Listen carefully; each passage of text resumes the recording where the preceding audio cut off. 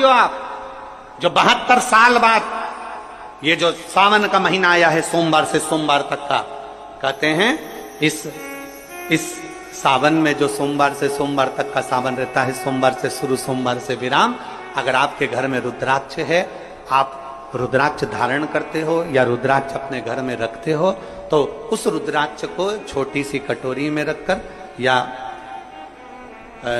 एक पात्र में रखकर 7 बार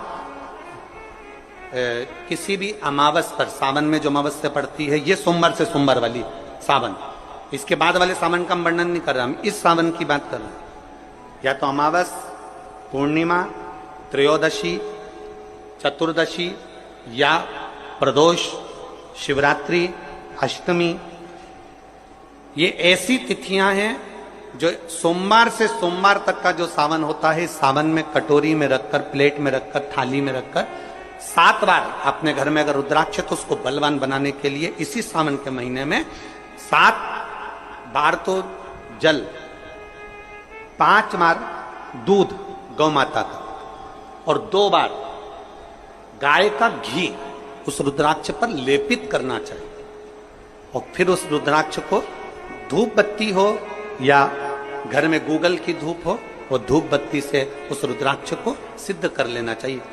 और सावन के महीने में एक शिवरात्रि ऐसी आती है जिस दिन भगवान शंकर का अगर अभिषेक किया जाए, अर्चना करी जाए, तो भगवान शिव अपने मन से संसार के लोगों की झोलियां भर देते हैं। वो शिवरात्रि भी सावन के महीने 2 अगस्त को शाम को 7 बजे शंकर भगवान का शिवलिंग बनाकर ऑनलाइन बैठो पूजन करने के लिए। आपके नगर के कोई पंडित, कोई ब्राह्मण, कोई गुरुजन आपके साथ बैठे हों, वो पूजन करा रहे हों, और अगर कोई ना मिले तो आप स्वयं टीवी के माध्यम से, मोबाइल के माध्यम से जब ऑनलाइन पूजन कर रहे होगे, उस जगह पर आपकी पूजन की सामग्री में लिखा है एक धतूरा लिखा है।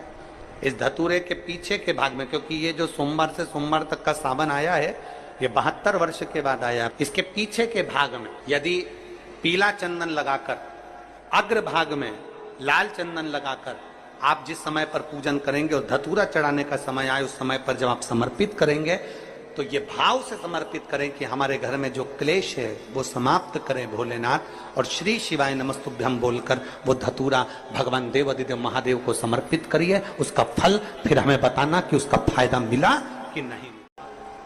पीला चंदन, चावल पूजन के लिए, कपूर, 2 दीपक घी के, एक जलाकर रखने के लिए, एक आरती करने के लिए, 2 जनेऊ, एक गणेश जी के लिए, एक शिव जी के लिए, लौंग, इलायची, पान के पत्ते,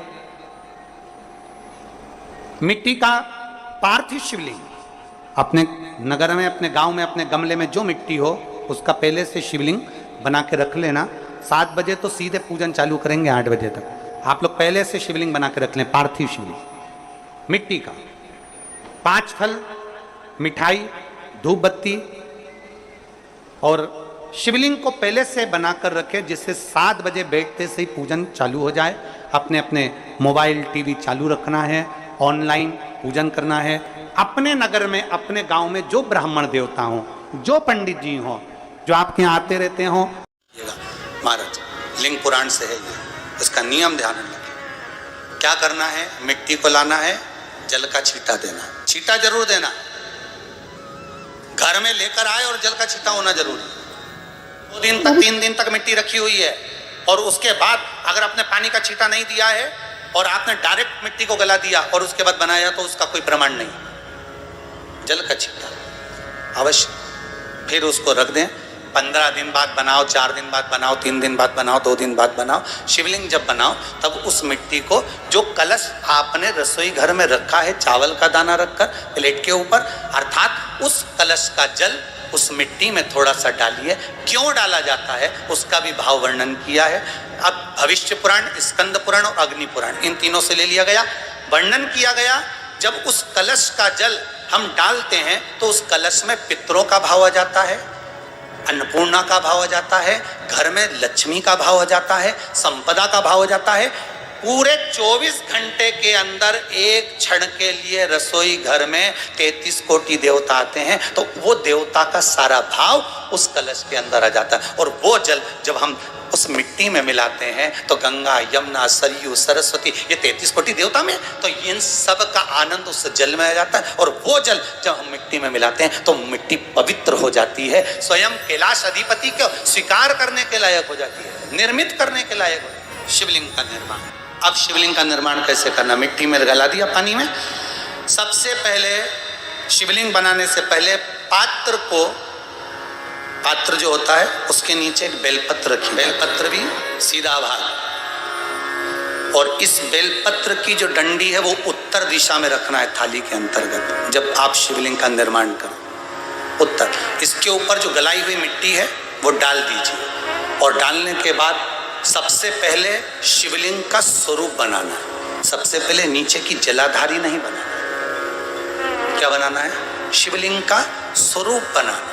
बनाने के बाद उसी शिवलिंग के पास में और मिट्टी डाल लीजिए, फिर जलाधारी का निर्माण करें, फिर जलाधारी।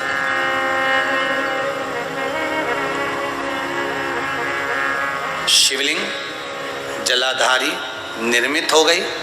शंकर जी का संपूर्ण परिवार शिवलिंग में रहता है, आपको पहले भी कहा।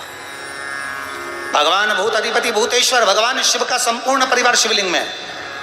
बहुत ध्यान दीजिएगा, विसर्जन करते समय जब आप विसर्जन करें पानी में अपने पात्र को, शिवलिंग को जब छोड़ें, उस समय पर ध्यान दीजिएगा कि शिवलिंग की जो जल की धार है, जिसका उत्तर की ओर जो जल की धार होती है, विसर्जन करते समय वो जल की धार अर्थात वो उत्तर का भाग हमारी ओर होना चाहिए, और थाली इस तरह से पकड़ें कि वो भाग हमको जब डालें तो वो भाग हमको दिखे, थोड़ा सा नजर आए पानी में डालते समय। और जब वो थोड़ा भाग दिखता रहे, और जिसलिए आपने शिवलिंग बनाया, जिस कामना से आपने शिवलिंग बनाया है, वो कामना उस भाग को पानी में देखते देखते बोल दीजिए। वो काम भगवान मिलेंगे कैसे?